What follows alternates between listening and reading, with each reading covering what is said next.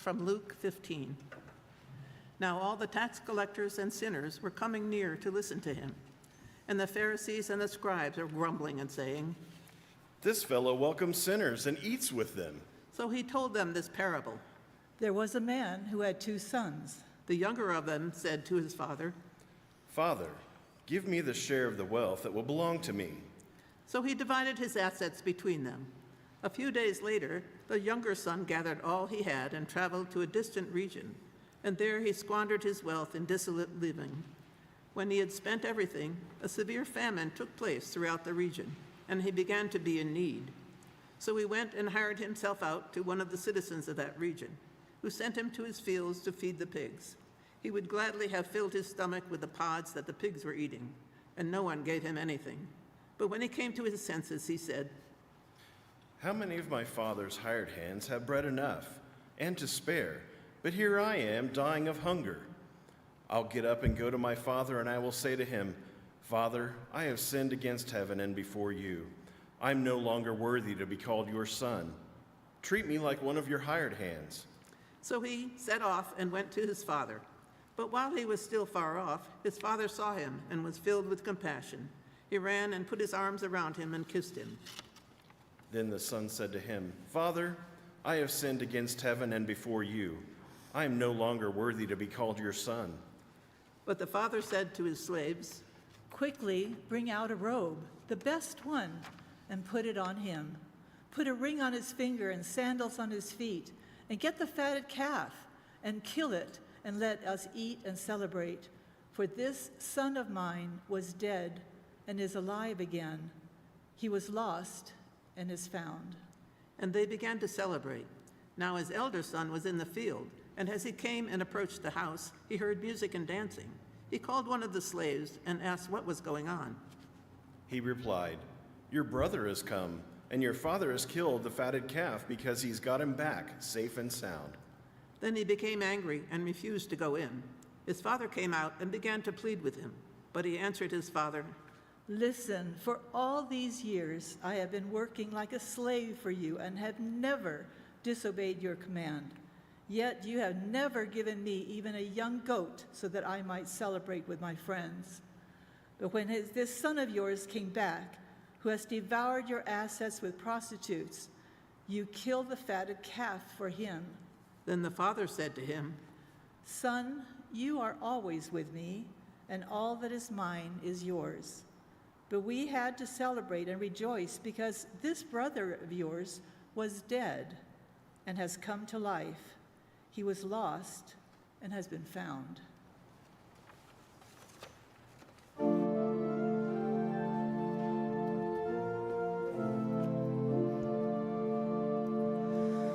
Live in charity and steadfast love.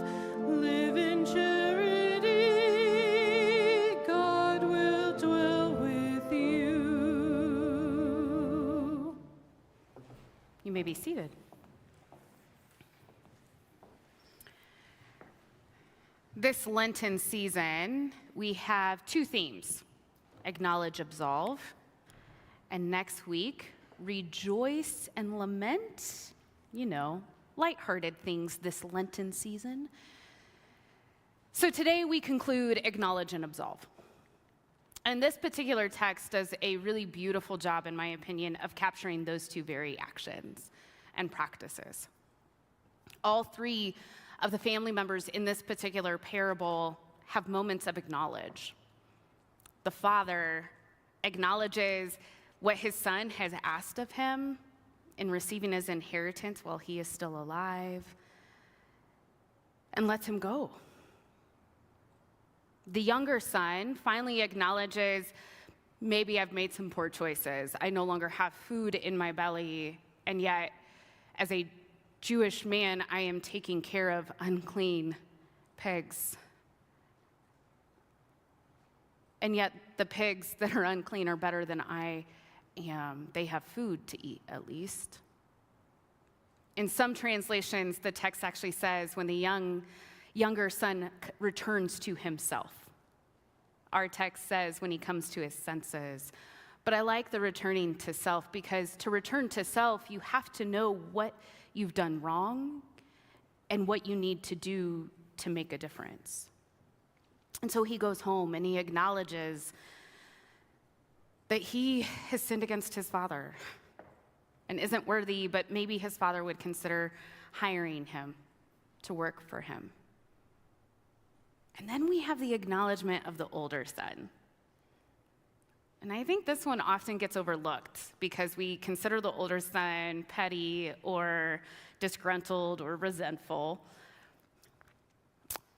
But many of us have been taught when we feel those things, we keep them inside. We don't say them outside. And some would say, that is the polite thing to do. Don't tell off your father. And maybe the way in which he communicated could have been altered, granted, sure. But he actually told his father for the first time how he felt. He acknowledged that resentment had been building, regardless of what his younger sibling had done. He had held all that in, and he was finally able to acknowledge it. And maybe if he hadn't held it in that long, he wouldn't have told off his dad. That he would have actually had time to practice to say, hey, your younger son just took his inheritance. What is going on? Where's mine? Notice that the younger son says, I could be one of my father's hired hands. And the elder brother says, I have been a slave for you. That's big feelings of dismissal and ignoring that he was finally able to acknowledge. Such an important practice.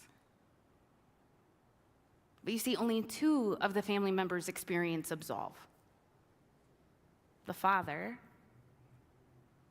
has already absolved his son before he has come, the younger son. In the text, it says, the father saw him before he even approached, which means this father has been keeping vigil ever since the younger son had left, in hopes that maybe, just maybe, he would return home.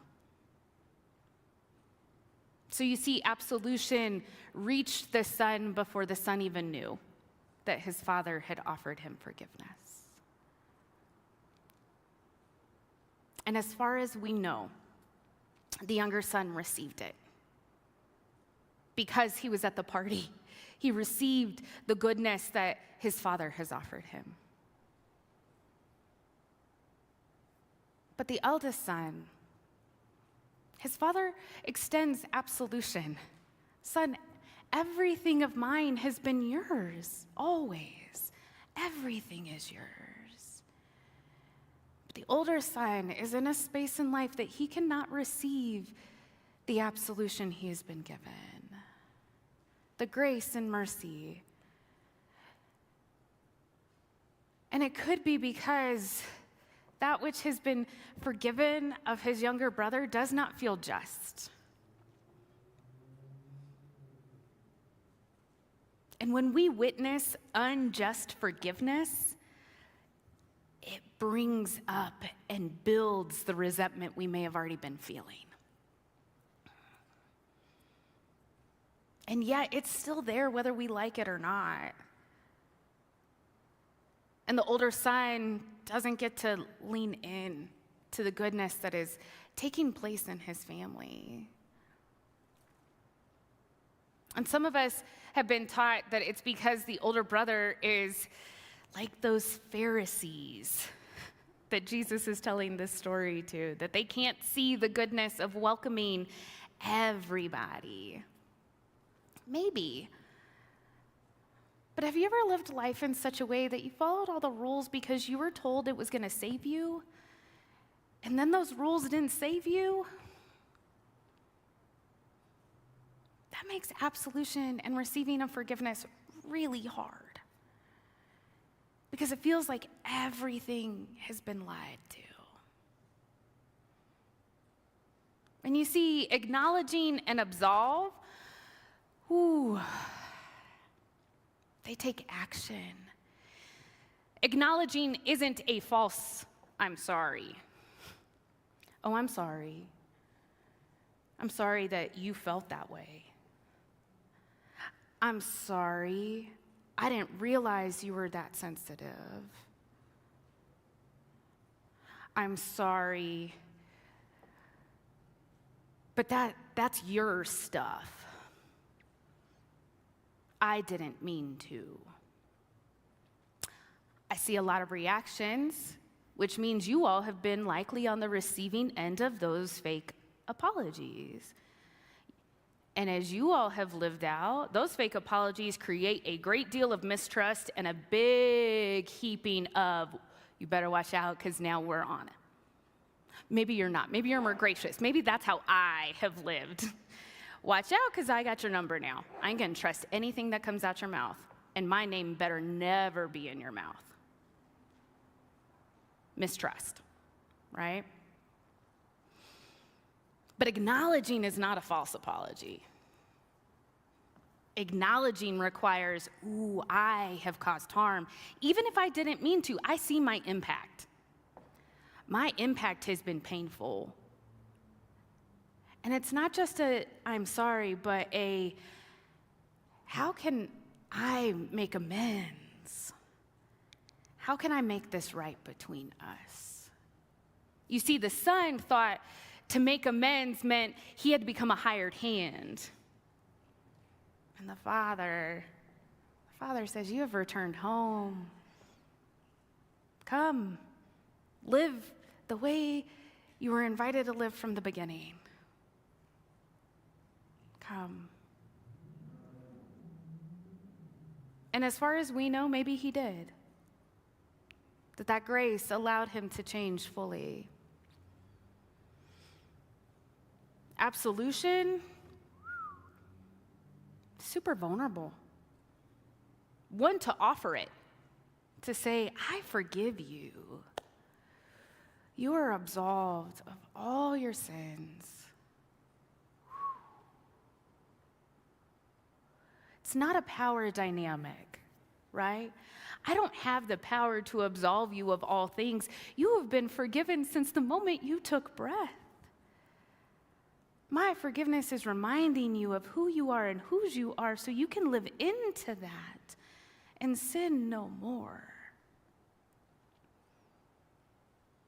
And to receive forgiveness, especially when we don't feel worthy, oh, goodness. It can feel like we are indebted to the one who has forgiven us. It can feel like we have to keep making amends because what if they don't really mean it? What if I haven't forgiven myself? And so I function from that place of harm in hopes to make it better because I can't trust forgiveness. Accepting forgiveness is so vulnerable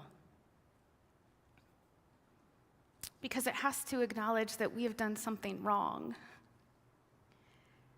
but that wrong action does not define us as a person. We are more than the worst we have ever done in the world. And that means we have to allow other people to be made new, to live differently, to give them a second chance. Now, I don't know about you, but if my trust has already been broken, it's really hard for me to trust that somebody's going to do differently.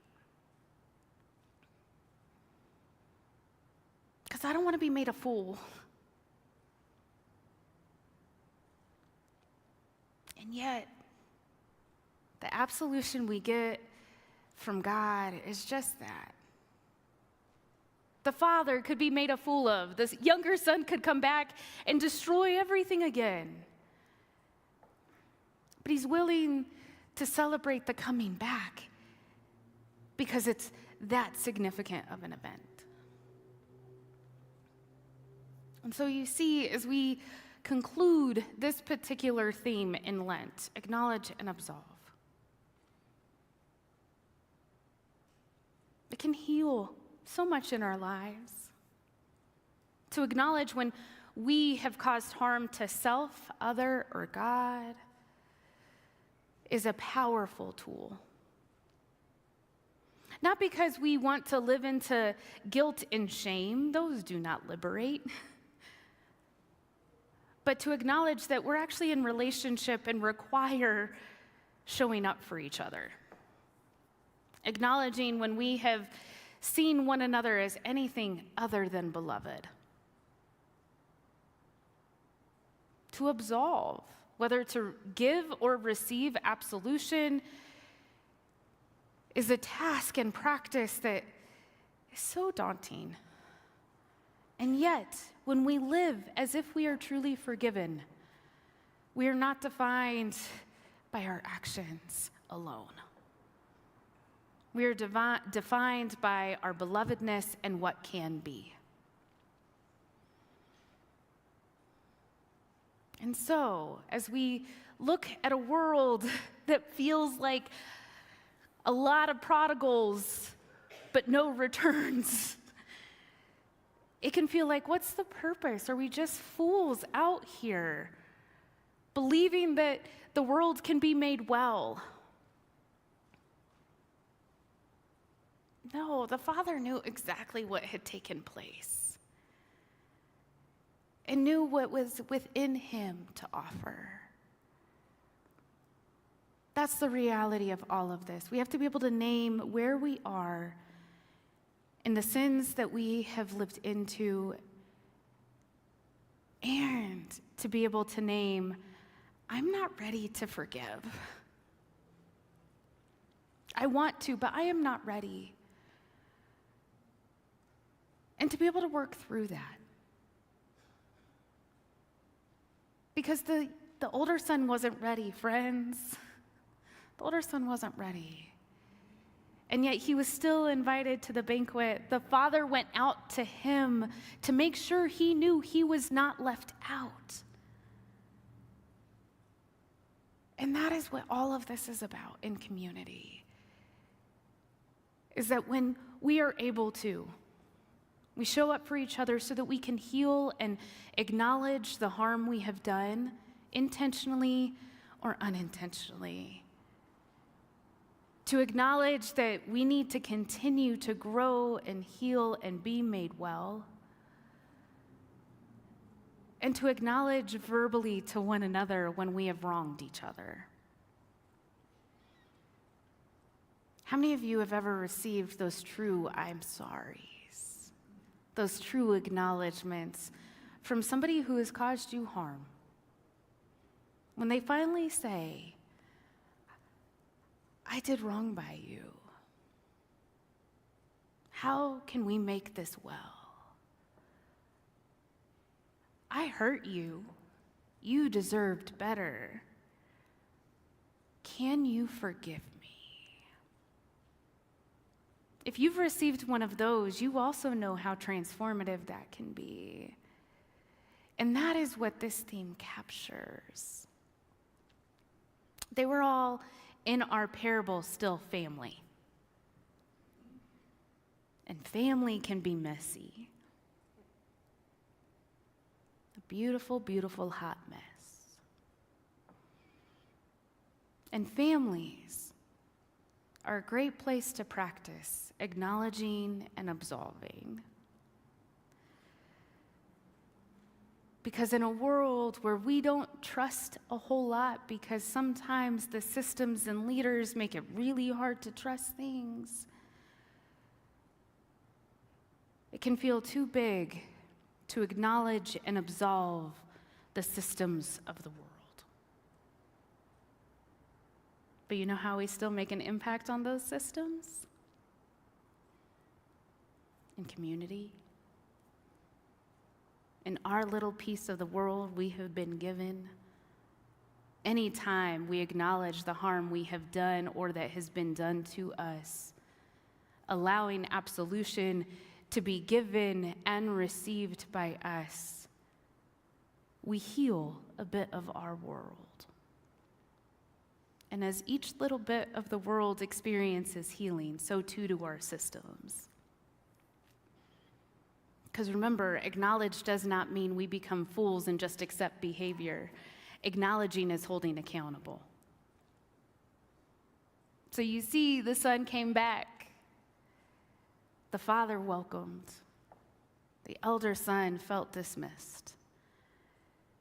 And as they all move from this parable, they got to live it out. The younger son can't just go, well, Dad forgave me. I get to do whatever I want. Because then he didn't really acknowledge. The father can't then say, hey, remember that time I welcomed you back, open arms? Well, now you owe me this. That is not grace. That is not mercy. And the older son can't ever say to the dad, you never gave me anything. Because the father reminded him he already had it. It wasn't something he needed to give. It just needed to be received.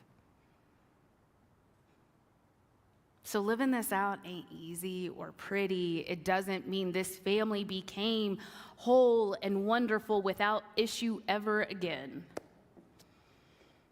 And neither will it be for us. It's an invitation to every day, every moment. Acknowledge that God sees you as beloved, to receive it as your absolution from the beginning of time.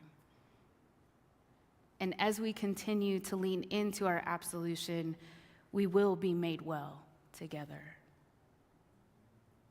Because to be forgiven is to be reminded that God sees you far more than any wrong act you have ever done, and invites you to live from a place of hope, peace, joy, and love all your days to come. So as we shift into lament and rejoice, I hope all of us this week can find ways to practice acknowledging what we have done to self, others, and God. And in doing so, create a world of healing by extending absolution to self, others, and God. May you receive the forgiveness that has always been yours since the beginning of time. And may you always receive the name God has given you, beloved. And may you be well as you do. Amen.